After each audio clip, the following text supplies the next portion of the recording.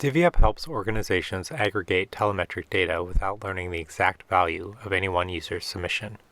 We call it a privacy-preserving telemetry service, and it's been integrated into a variety of web, mobile, and machine learning applications. The next 5 minutes will focus on using the DivvyUp command line tool and Docker Compose to create a fully working DivvyUp environment to test and explore. Visit docs.divvyup.org for details on how to set up and configure your desktop OS to recreate this demo for yourself. To start, Docker Compose will launch all the required components to get DivvyUp running. This will include a pair of aggregators that will simulate a production environment. DivvyUp's administrative interface should now be running on localhost 8001. The interface can be used to show the leader and helper aggregator ports. At a high level, DivvyUp takes a user-generated value and divides that value into two parts or shares. Each share is encrypted to a private key specific to each aggregator server. For demonstration and testing, Docker Compose configured two servers running on a single machine. In a production environment, these servers would be operated by two separate entities to protect the privacy of user data. Now configure the DivvyUp command line tool to be able to connect to the environment that was just created and authenticate to it. The required variables include the API URL, the token, which will remain blank for demo authentication, and the account ID. Next, get the IDs for the aggregators. Their IDs are used to configure the statistics collection tasks, which will receive and eventually aggregate the user-submitted statistics. For ease of use through the rest of the demo, we'll save the IDs to the aggregators to the leader ID and helper ID environment variable. A different credential is created to authenticate requests to collect or aggregate the user values into an aggregated result. This credential will be used at the end of the demo to request the aggregated value from the leader and helper servers.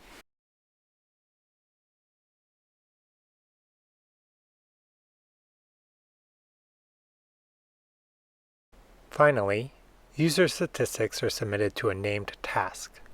To create a task, we give it a name, a set of leader and helper aggregators, and configuration specific to the type of data structure involved. In this case, the task will accept values from 0 to 10 inclusive. Finally, some settings to preserve user privacy like batch size and time precision.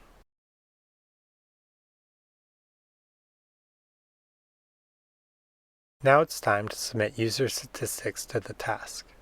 In this case, a quick shell loop will generate a set of 150 random reports with values between 0 and 10.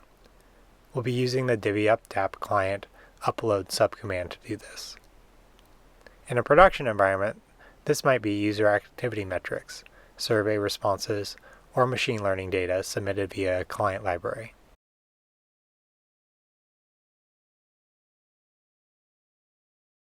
To wrap up, the collect subcommand can be used to collect the aggregate values uploaded from the for loop.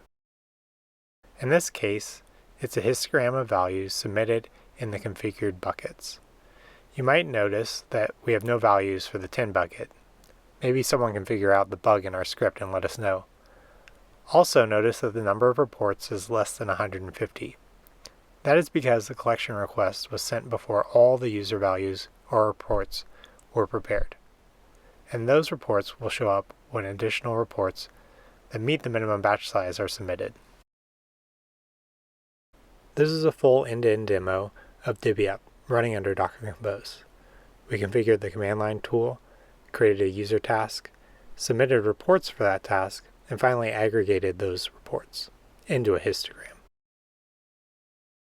Try this out for yourself by visiting docs.divvyup.org. Also be sure to check out our Rust, TypeScript, Android, iOS, and other clients. We'd love to hear from you. Email us at contact@divvyup.org.